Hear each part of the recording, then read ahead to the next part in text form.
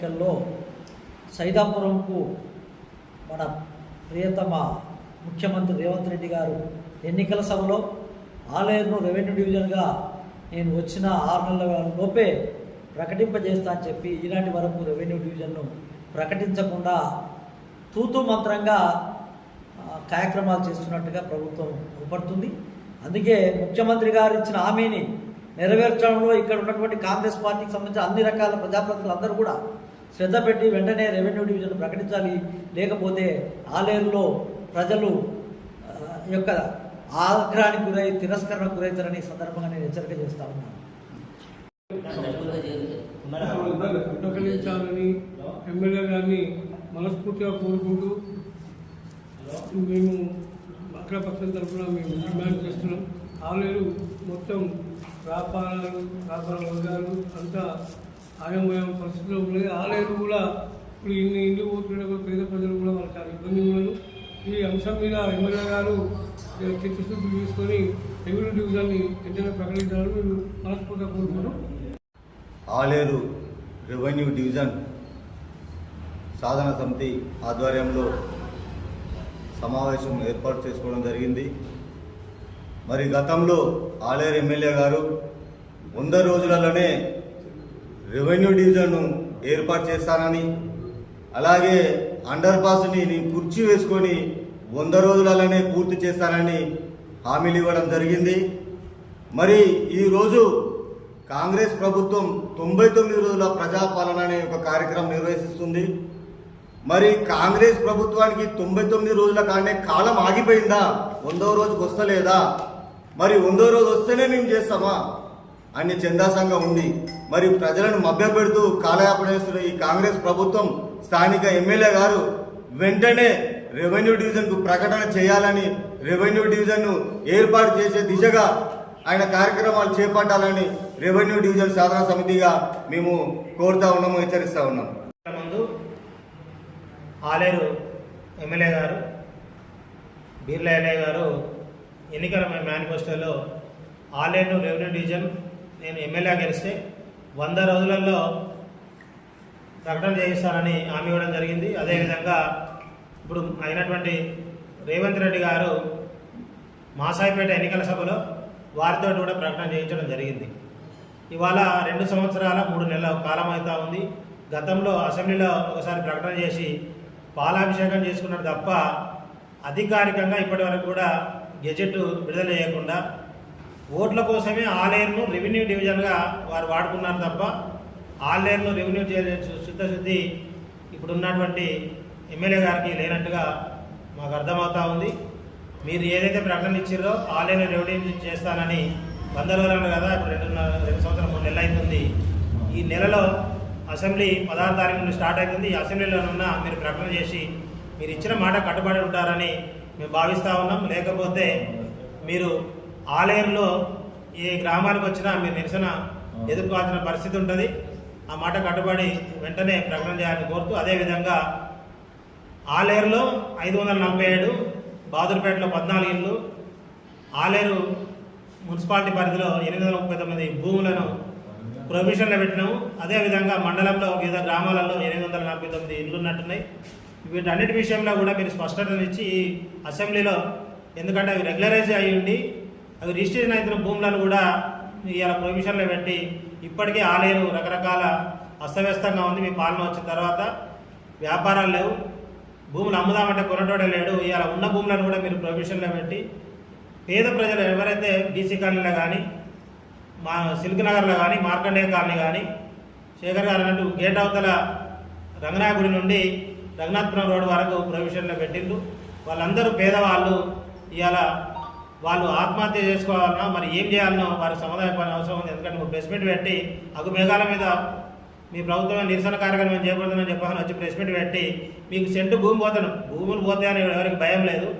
రేపు అమ్ముకోవాలన్నా కొనాలన్నా నీకు ప్రొవిజన్లు పెట్టడం వల్ల, ప్రభుత్వ నిషేధ జాతులు పెట్టడం వల్ల వాళ్ళ బిడ్డ పెళ్లికో, కొడుకుల పెళ్లికో, ఆపదకో, అప్పులకో, సప్పులకో అది అమ్ముకోకుండా నువ్వు ప్రొవిజన్లో పెట్టి ఎందుకు అది అన్నట్టుగా ఉంది. అది కాకుండా ప్రొవిజన్లను వెంటనే అసెంబ్లీలో ప్రకటన చేసి ఆ జాబితాను తొలగించి వాళ్ళందరూ రెగ్యులరైజ్ చేయాలని డిమాండ్ చేస్తారు. సమావేశానికి చేసిన అఖిలపక్ష కమిటీ గౌరవ సభ్యులకు అందరికీ పేరు పేరున నమస్కారాలు. ముఖ్యంగా ఆలేరు రెవెన్యూ డివిజన్ ఏర్పాటు విషయంలో మన ఎమ్మెల్యే గారు కాలయాపన చేస్తున్నారు. అదేవిధంగా మాటల్లో కాదు చేతల్లో చూపించాలని చెప్పి ఎమ్మెల్యే గారిని ఈ సందర్భంగా డిమాండ్ చేస్తున్నాము. మన ఎమ్మెల్యే గారు గత రాష్ట్ర అసెంబ్లీ ఎన్నికల సందర్భంగా మేము అధికారంలోకి వస్తే 100 రోజుల్లో రెవెన్యూ డివిజన్ ఏర్పాటు చేస్తామని చెప్పి ఎన్నికల మేనిఫెస్టోలో పెట్టాడు. ఎన్నికల ప్రచార సభలో కూడా ఎన్నో సందర్భాల్లో కూడా మాట్లాడడం జరిగింది. మరి కాంగ్రెస్ పార్టీ అధికారంలోకి వచ్చి దాదాపు 2.5 సంవత్సరాలు ఉంది. ఇంతవరకు అధికార ప్రకటన రాకపోవడం శోచనీయము.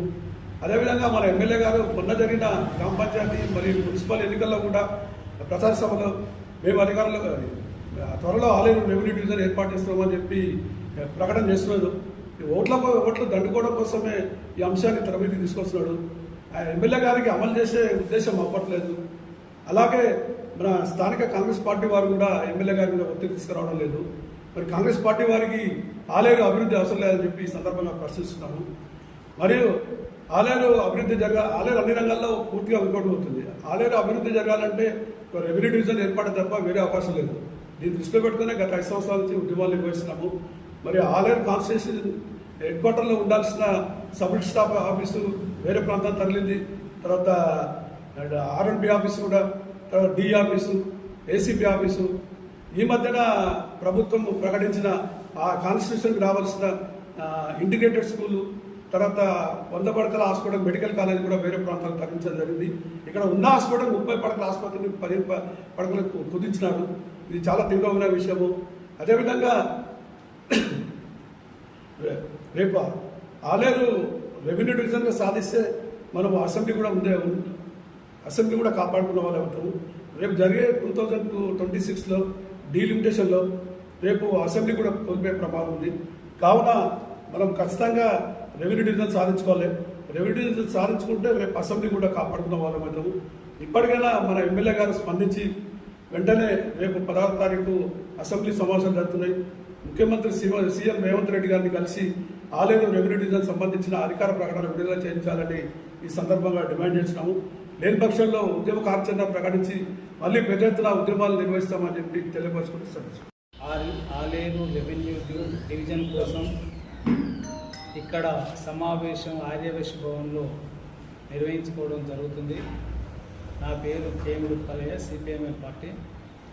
ఎందుకంటే గత ఎన్నికల ముందు రేవంత్ రెడ్డి గారు కూడా సైదాపురం దగ్గర బహిరంగ సభలో ఆలేరు రెవెన్యూ డివిజన్ 100 లేదా 90 రోజులలో ప్రకటిస్తానని చెప్పి ఇంతవరకు కూడా ప్రకటించకపోవడం దురదృష్టకరం. ఆయన స్థానంలో నన్ను గెలిపిస్తే నేనైనా తీసుకొని వస్తా, మా రేవంత్ రెడ్డి గారిని మాట్లాడి ఒప్పించి అజ్జేపించి తీసుకొని వస్తానని చెప్పి మాయమాట చెప్పి మొన్న మున్సిపల్ ఎన్నికలలో కూడా అక్కడక్కడ జనాలు అడిగితే నేను తీసుకొని వస్తా, ఆలేరు రెవెన్యూ డివిజన్ మాత్రం ఎట్టి పరిస్థితుల్లో నేను చేపేయడం కోసం ప్రయత్నం చేస్తా అని చెప్పి బీర్లా ఎల్లయ్య గారు కూడా చెప్పడం జరిగింది. అలాగనే ఈ ప్రభుత్వ ఆసుపత్రి, ఏరియా ఆసుపత్రి ఏదైతుందో ప్రజలకు నిరుపయోగంగా ఉంది. అక్కడ ఎముకలు ఇరిగిన మిషన్స్ ఉండి డాక్టర్ లేకపోవడం దుర్మార్గమైనటువంటిది. ఈ మధ్యకాలంలో ఒక వారం 10 రోజుల క్రితం కలెక్టర్ గారు కూడా వస్తే ఆయన దృష్టి కూడా తీసుకుపోవడం జరిగింది. అయినా కూడా ఇప్పటి వరకు కూడా ఎముకల డాక్టర్ అనేది రాలేదు. 100 పడకలు ఉన్నటువంటి ఆసుపత్రి కూడా ఈరోజు 15 పడకలకు చేర్చడం జరిగింది. మెడికల్ కాలేజీని కూడా గుట్ట ప్రాంతానికి తరలించడం జరిగింది. ఇవన్నిటికీ ప్రధాన కారణమైనటువంటిది ఏంటంటే ఆలేరు రెవెన్యూ డివిజన్ కావడం కోసం ప్రజలు, ప్రజాస్వామికవాదులు, విద్యార్థులు, మేధావులు అందరూ కలిసికట్టుగా ఉద్యమించి మన రెవెన్యూ డివిజన్కు సాధన కోసం కంకణబద్ధులమై పోరాటం చేయాల్సిందిగా కోరుతున్నాను.